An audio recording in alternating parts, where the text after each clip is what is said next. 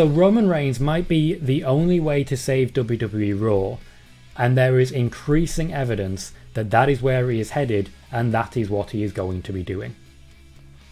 Before, as I've described them previously, the Karen Kangaroo Court descends on me for suggesting this, let's start with a simple statement. Evidence is starting to stack up showing Roman Reigns leaving SmackDown and going to Raw in the upcoming 2021 WWE Draft. There is, as we know, in the UK, Roman Reigns and the entirety of the bloodline not booked. Now this by itself is not a firm piece of evidence, because it's very possible Roman Reigns either doesn't want to travel, or because of his medical conditions, isn't able to travel. That is very possible. We do have as a replacement over there, Drew McIntyre against Jinder Mahal in a London street fight, which essentially means shanking, for anyone who's lived in London or been to London.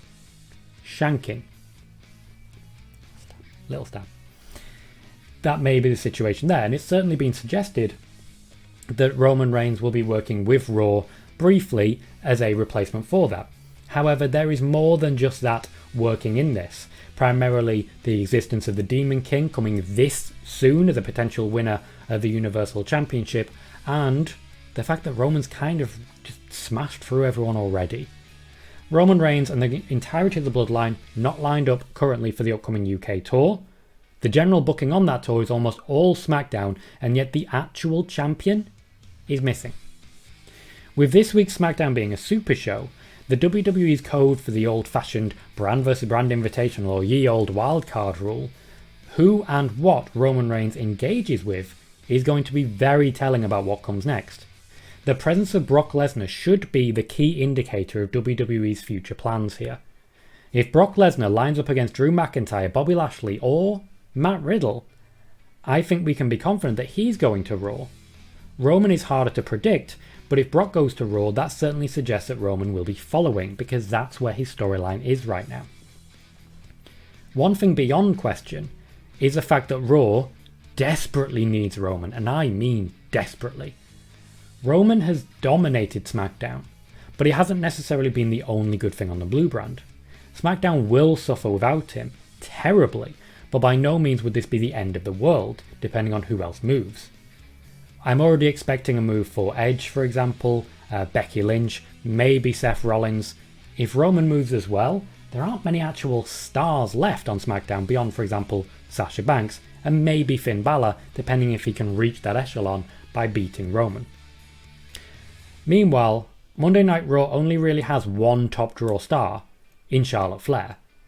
McIntyre and Lashley are doing okay, names such as Orton and Styles are unquestionably big deals, but they're not being treated like stars right now. AJ Styles in particular has never felt like a big deal on Raw. He's just never felt like a big deal. They're not being treated like Big Joe Roman, you know? With rumours of The Rock appearing at Survivor Series and the undefeated Demon King looming in the foreground, Roman's path is getting redder and redder every day. For more information on the plans for the Demon King, by the way, check out my YouTube channel, where I do detail the return of the Demon King right after Finn Balor returned and before he actually confirmed that report himself in interview. This is of course before we consider Big E hovering in the background, or at times in the foreground. He could cash in genuinely at any point. When we had Edge, Cena or Cesaro hovering around, you can tell that Roman was focused, he only had one opponent. Now, there's a lot going on and it's not all limited to SmackDown. We don't know if Brock is necessarily on SmackDown as of yet. We just know he's returning for a Super Show. And I don't see Brock Lesnar just feuding with Roman on SmackDown if there is an opportunity to feud on Raw as well. The USA Network need some stars, and they are pushing to get them. They're not going to settle for anything less than the top level. If Roman Reigns does move to Raw, is there anyone that can actually go in the other direction fitting for that level? Lashley and McIntyre? Maybe Charlotte as well? It's hard to say. I'm already confident that Raw is going to be the big winner in the upcoming draft, but who might they actually lose?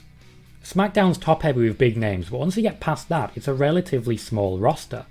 I think that's one of the main reasons it's been so successful. The WWE have always done their best work with a small roster. That said, It would make sense for Raw to take a handful of big names, such as Roman and Becky, and in exchange fill up their mid-card and lower mid-card with people that can rotate in and out. Roman has already beaten everyone on SmackDown, even a non-painted Finn Balor. The upcoming feud could go a number of ways, but I think it's very clear to see that we're already settling back into the pattern of unpainted Finn Balor is a loser, painted Finn Balor is a winner. Honestly, it's kind of wonderful seeing so many paths and options open up. My concern, though, is that while Roman Reigns on Raw would massively improve things on the Red brand, SmackDown is going to suffer from losing their leading light. Eleanor says, if Roman isn't able to travel to the UK, do you reckon he would still go to Saudi Arabia? This is a really good question because Roman, from best I can tell, is booked for Saudi Arabia. He is booked and prepared to go there, but he isn't coming to the UK. This is one of the reasons I'm starting to think it's not because of, it's not medical condition related, it's Raw related. That's what I'm starting to believe.